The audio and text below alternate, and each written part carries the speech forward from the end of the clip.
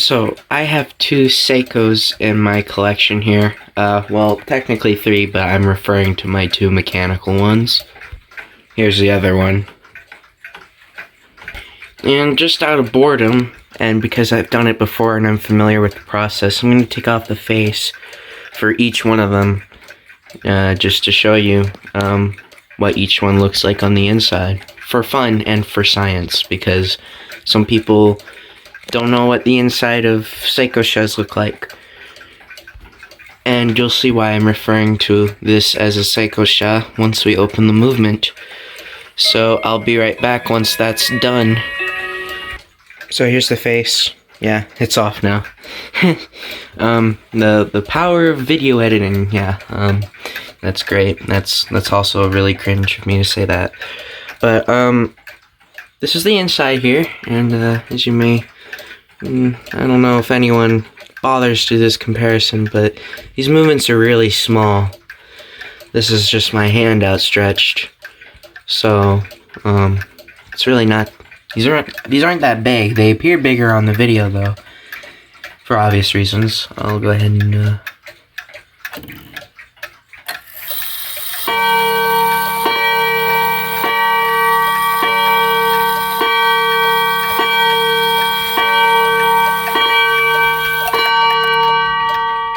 yeah. So I'll go ahead and get one up here so you can see that escapement there. Can't exactly tell. From the looks of it, the way the escapement gear is moving, seems like it's a deadbeat, which I think it would be, considering that palette there. I can't get a good view of it without sticking this in here, which doesn't help anyway. So just give me a minute and I'm going to go open the other one. Here's this one's face. Only took me like 30 minutes to get this other one off, because for some reason, right, so I put it back on the hour hand. You won't be able to see that part, but they decided to put an extra part on the hour hand that was a pain to take off, and I had to get pliers because it was stuck on there from the last time I took it off. So here's this one, and again, here's my hand outstretched. One major difference is there are no indicators, which, if you paid attention to the face, you might be able to see. Yeah, there aren't any indicators. Another difference is there's colored. These are colored. This one's much louder than that other one. Other than that, almost everything is the exact same. It's got the same kind of escapement back here, which should be a deadbeat, which I still can't get in a shot for you.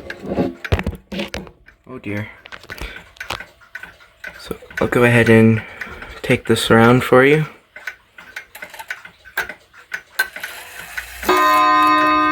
Right. Don't know how many times this is going to count for, but let's watch this drop.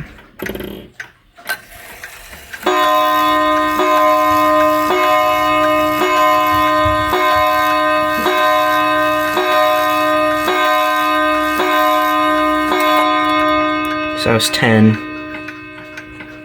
I'm gonna go ahead and get this on the 12 and just move the hour hand out of the way. Oh, that moves the snail with that. So that might actually go 6 times now.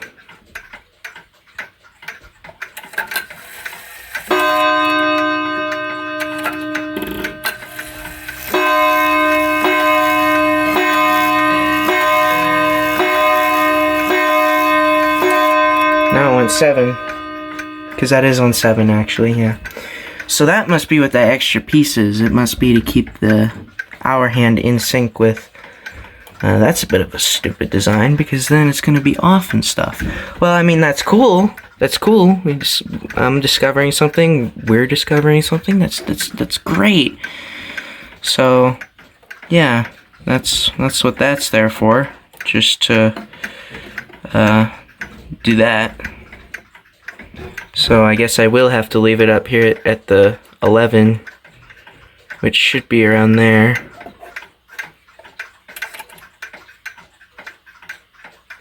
What did I do? Okay, I guess I knocked out a beat. That's great. Well, I'll fix that. Alright, and it's fixed. So let's take it for 12. Hopefully 12. Oh, that is not 12.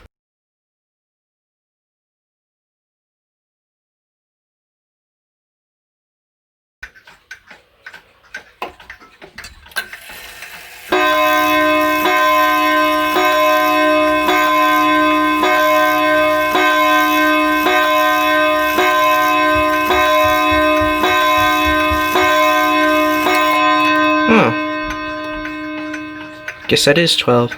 So, there's that little extra piece there.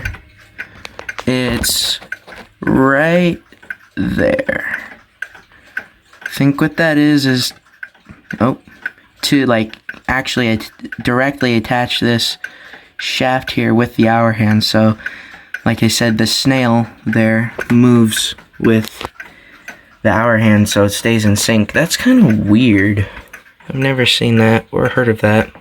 Well, probably because I'm a beginner clock collector, but you know. Here we are, I guess. So, like I said, this one doesn't have that. Either it's missing or it's just not designed to have that. But, yeah. Seems like these gears here might be missing on this one. That's interesting. Because I think those gears are what make it go click click and stuff when you're winding it.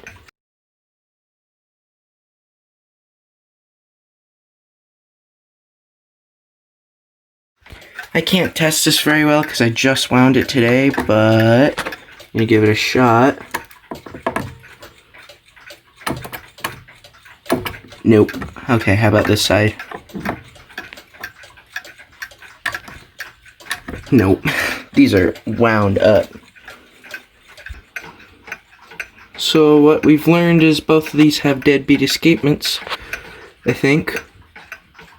That is something weird going on that pallet.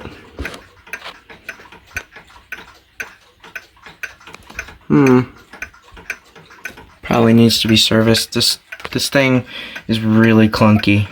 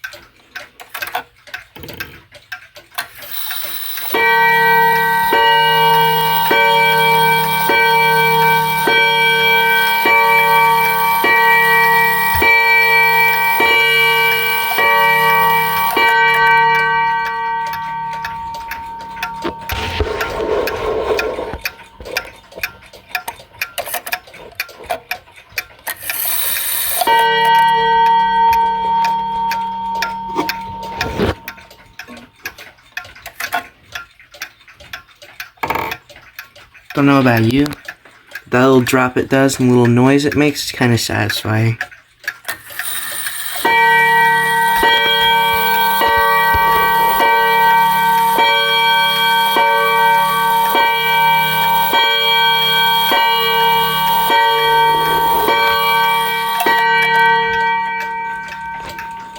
Well, there you have that, and now I'm going to jump cut back to when both of them have their faces on, so give me about 10 minutes. Okay, I lied a little. What I wanted to show you was the bit I was talking about earlier. This is really small, and I'm sorry, my fingernails are disgusting, but here's that little bit I was talking about. It goes right here between the hour hand, and it turns out it's always stuck on this snail. So the snail... the shaft's always being messed with by the hour hand when you move it. So it's not just this little piece here holding it in. Also, I completely forgot to mention why I was gonna tell you they're Seikoshas and not just Seikos. Right there, you can see. I don't know if that, you can't see it very well. Let me turn off the light. No, that doesn't help at all either. But there it says Seikosha. I'm trying to get it in there. You can kind of see it now. Seikosha, which is a branch company of Seiko, and they helped make these clocks.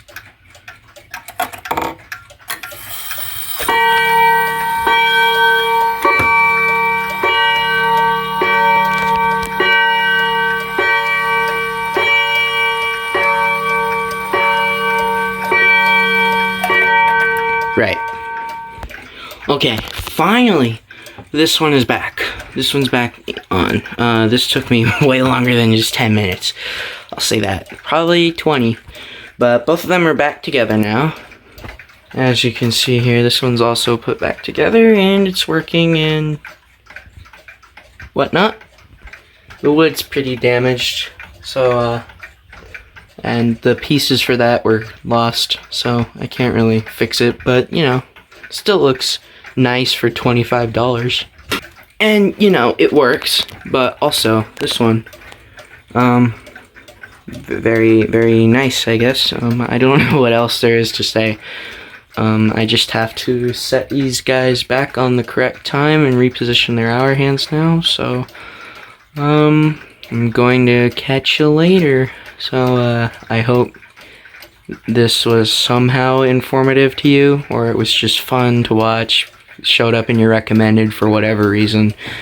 Or maybe you're just not a clock enthusiast and you clicked on this out of curiosity. It's not that interesting. This is pretty boring. But, not to me, and maybe not to the people watching, majority, but I'm going on and on and on, and I'm not trying to extend anything further, even though I kind of am. But anyways, yeah, I'll leave you here. So, that's the inside of two Seikoshas.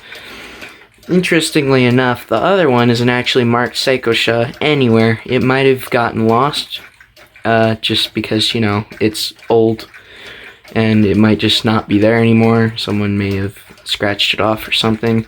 But this one's marked Seikosha, and I'm gonna say they're both Seikoshas because they are pretty much the exact same movements. So I'll now for real, I will catch you later. Peace.